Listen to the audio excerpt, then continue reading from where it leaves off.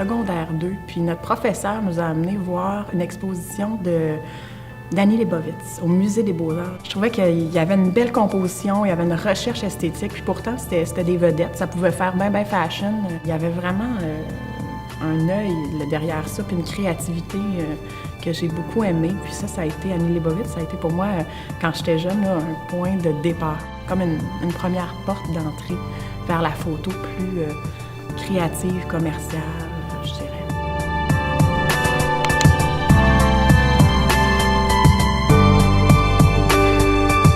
Dès l'enfance, j'avais des caméras. À Noël, ma mère me donnait des caméras, je pense, à l'âge de 7-8 ans. J'étais photographe de l'album des finissants au secondaire. Avant d'aller au cégep en art, j'avais fait 8 ou 9 ans de cours de peinture privée, donc des paysages, des reproductions. Et après le cégep, j'ai continué en art aussi. Je me suis dit, je vais suivre la voie artistique. Je savais pas encore où je m'en allais là-dedans. J'aimais créer du nouveau visuel. J'aimais créer mon monde à moi. Donc, j'ai fait 4 ans à peu près au bac en art à l'UQAM, où j'ai commencé par faire tous les cours de photographie dans la première année. Et puis, ça n'a pas été long que, bon, je m'emmerdais un petit peu. Et puis là, j'ai suivi une tendance nouveaux médias où j'ai fait du 3D, de création. J'ai fait de la vidéo, beaucoup de cours de vidéo. Après ça, j'en ai exposé. Je me suis comme dirigée vers le monde de la vidéo.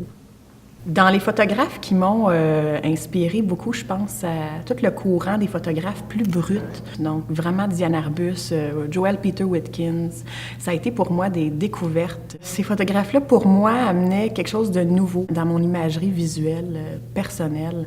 Ils montraient, je trouve, un côté très humain de la misère, du vécu humain. C'était un spleen visuel intéressant. Je pense aussi à La Chapelle. David Lachapelle, pour moi aussi, ça a été dans la mise en scène, dans l'univers un peu pop. Beaucoup de travail, construction graphique. Je trouve ça très impressionnant de voir le travail qu'il y a derrière ça. Dans ma forme d'art à moi, dans mon univers, l'important, c'est là, c'est de montrer quelque chose qui s'est jamais vu. Et ça, c'est très personnel. Pour moi, la mise en scène, ça va de soi. En tout cas, c'est ma façon de m'exprimer. Ça m'est arrivé souvent de rêver à des projets. Peut-être laisser travailler un peu le subconscient. Ça, c'est intéressant. C'est très créatif comme façon de penser. C'est pas toujours en m'assoyant à une table et en essayant de forcer quelque chose que ça vient, là. Quand j'ai une idée pour un shooting, là, et des fois, c'est une idée que j'y pense depuis 2-3 ans, je commence par faire des croquis. Donc, je fais des croquis et puis souvent, là, ça m'amène à le penser, à dire, c'est qui va être mon modèle? Est-ce que ça va être un autoportrait? Qu'est-ce que je vais faire comme projet? Les décors? Où je vais les trouver? Ça va être quoi ma recherche? Donc, déjà là, de commencer à le dessiner, de le mettre en œuvre d'une certaine façon, de l'évacuer, pour moi, c'est comme ça que ça commence. Une photo peut être carrément considérée maintenant comme une peinture. Aujourd'hui, les genres se mélangent, hein? Donc, c'est de l'imagerie visuelle, c'est plus juste une photo. Donc, on est à la fois une photo, à la fois une illustration, à la fois du graphisme. Et le portrait contemporain, c'est l'idée d'amener le portrait qui sert notamment de prétexte pour témoigner d'une idée conceptuelle. C'est un outil conceptuel, finalement, de pouvoir exprimer une idée, exprimer un propos, passer un message avec un portrait. Portrait contemporain, ça se retrouve à la fois dans l'art contemporain, mais à la fois dans le commercial. Il y a des projets commerciaux des photographes commerciaux qui sont exceptionnels. Là, je pense à Erwin Olaf, je pense à Eugenio Recuenco, qui fait du portrait vraiment avant-gardiste. L'idée de l'autoportrait a énormément influencé mon travail, surtout à l'université, parce que quand on travaille l'image, l'esthétique, il y a quelque chose de tellement narcissique là-dedans. On travaille sur le superficiel, l'idée de narcisse derrière ça, l'idée de la superficialité. Donc, j'ai beaucoup travaillé cette idée d'autoportrait-là dans, pas tous mes travaux, dans plusieurs travaux.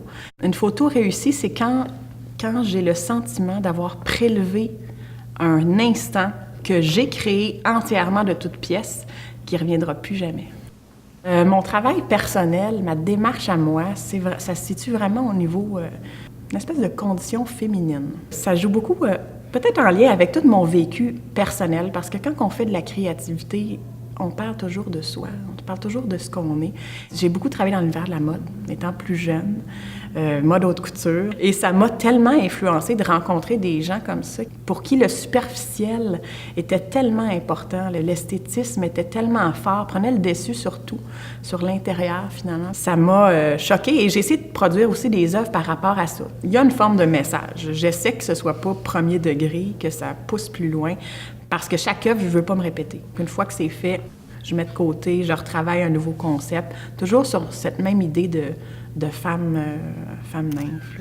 Cette femme nymphe-là qui est en recherche un peu de son identité, qui est comme un papillon qui évolue. Puis j'ai commencé à produire des œuvres par rapport à ça. Donc, des œuvres sur cette femme-là. J'ai une de mes photos qui est une espèce de cocon. Et ça a été le début. Quand j'ai commencé à travailler cette démarche-là, c'était pas encore ancré en moi, ce sujet-là. Ça a été une des premières où l'idée du cocon est apparue, l'idée de la femme nymphe. Donc, j'avais créé un momentum. Et j'ai continué vers la fin de mes études à faire d'autres travaux avec des femmes. Et je m'étais fait un arrière-plan de fleurs et puis j'ai fait une série de portraits sur justement une espèce de femme un peu divinité grecque, beauté. Et j'ai même fait embarquer les fleurs en post-production. C'était en film à l'époque, donc c'était tout fait à la chambre noire.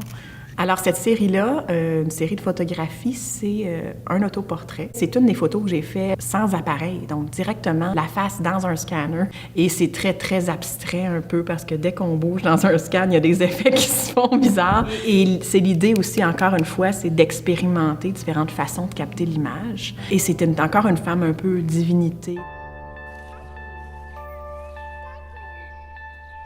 Cette photo-là, ça a été un accomplissement d'une idée que j'avais en tête depuis des années, de reprendre un célèbre tableau de Ingres, un tableau qui s'appelle le bain turc. Alors, c'est cette idée de s'approprier une œuvre et de la reprendre d'une façon contemporaine avec des femmes d'aujourd'hui. Pour moi, ça a été un accomplissement et de travailler cette idée aussi de mise en scène, travail de l'espace, de la reproduction, de s'inspirer, hein, parce que c'est une inspiration. Ça a été beaucoup de préparation, de planification, beaucoup de travail derrière une image. Pour moi, c'était un accomplissement de la réussite, cette photo-là.